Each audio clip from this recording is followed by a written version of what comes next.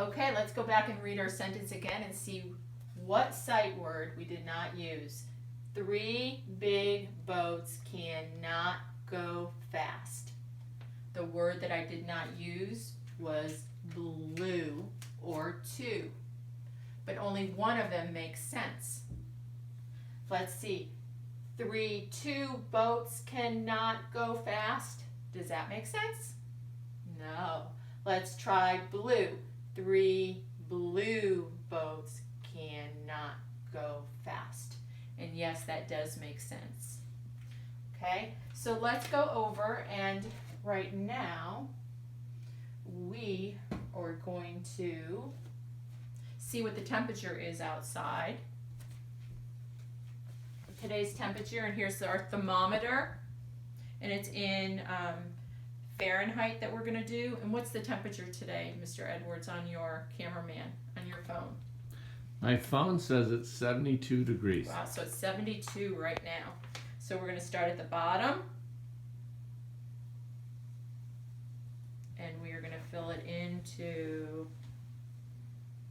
70, 71, 72. That's 72 degrees Fahrenheit today. And we write 70 like this. 70 degrees Fahrenheit for today. And the weather today, I know last week we talked about clouds. We talked about cumulus clouds, stratus clouds, cirrus clouds, and cumulonimbus clouds. And cumulus clouds are real puffy. They're kind of like cauliflower or cotton. And then our stratus clouds are kind of like a blanket of gray when you look outside. And then our cirrus clouds, they always remind me of feathers, and they're a little bit higher in the sky. And then cumulonimbus cloud is also called a thunderhead, and that is kind of looks like a head right here, and that is a thundercloud. So meaning that we're going to have a storm. So this morning when I got up, I looked at the clouds and I thought that we had stratus clouds. And then as the day warmed up and it got warmer and warmer, when I look outside, we had cumulus clouds. And right now when I look out, we still have cumulus clouds. They kind of look like little pieces of cotton in the sky. So today we have cumulus clouds. Okay. We also talked with our calendar in the beginning of the month. We talked about that March comes in like a lion and it goes out like a lamb. And we talked about the weather and how things change, that the weather is usually very windy and cold and it could snow, but by the end of March the weather is more friendly and things are starting to bloom and grow, and instead of cold winds we have a nice breeze, and we can see that's what happened in this month.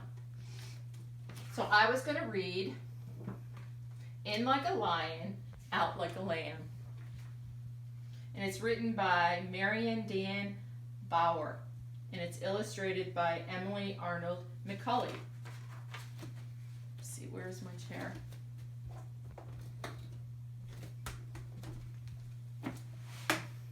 March comes in with a roar. He rattles your windows and he scratches at your door. He turns snow to mud. Then he tromps across your floor.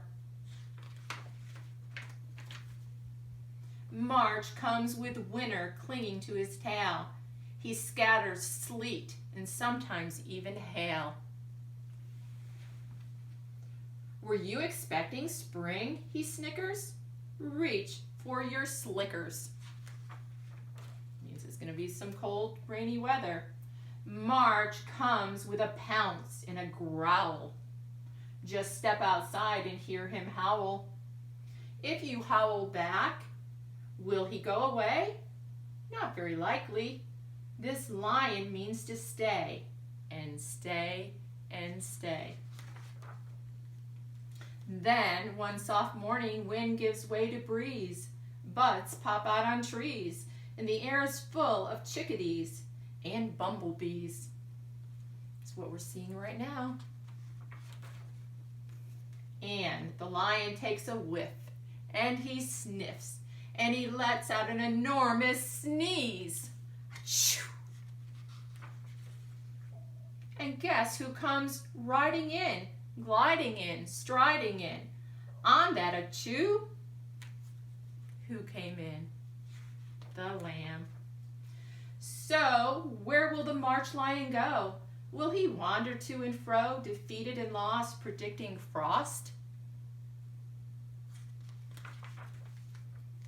Or will he sulk through the greening grass, eyes skimming, teeth gleaming, waiting for the lamb to pass? No, never. This fella is much too clever. He finds himself a sunny spot, he stretches and yawns, and he curls into a knot. He looks pretty comfy. And that rumbling noise you hear? Never fear. This lion is done with roaring, and now he's snoring. At the least until next year. Today the lamb's in charge of grass and flowers, sunshine and showers of babies, small and large. Look at all the animals. Come all you babies, just hear March sing. Bah, she says, bah, and bah again. It's spring. Achoo! Look at all the insects too. I've been noticing those outside. You were supposed to go on an insect hunt last week. And there's the lion and the lamb. So in the beginning of the month, we said we were going to keep track with tally marks of lion days and lamb days. And I have to be honest here, I was not really faithful about keeping track of them, but the most important thing is I want us to be able to count the tally marks. So I'm predicting, in my mind, I thought there was more weather one way than the other way. You'll have to tell me if you agree or disagree later on. Okay, so I have for the lion, and I have for the lamb. And we know when we do tally marks, it's 1, 2, 3, 4, and the fifth one close the door. And when we have tally marks, we count by 5. You're right. I know you all just said 5. Okay, so look right here and let's count the lion. 5, 10, 15. Now we count by ones. 16, 17, 18. So we're going to say there were 18 lion days. So it means the weather was either cold or rainy, and we did have a lot of rainy weather. Let's go over and do the lamb.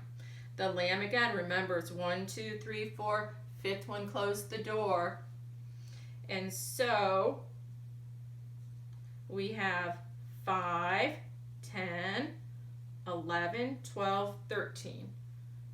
We have 13 lamb days. So who won during the month of March? Do you think the lamb won or the lion won? We're going to say that 18 is greater or less than 13. We're going to say that 18 is greater than 13. And there's our little sign. There's the little teeth. The alligator always wants to eat the bigger number. So 18 is greater than 13.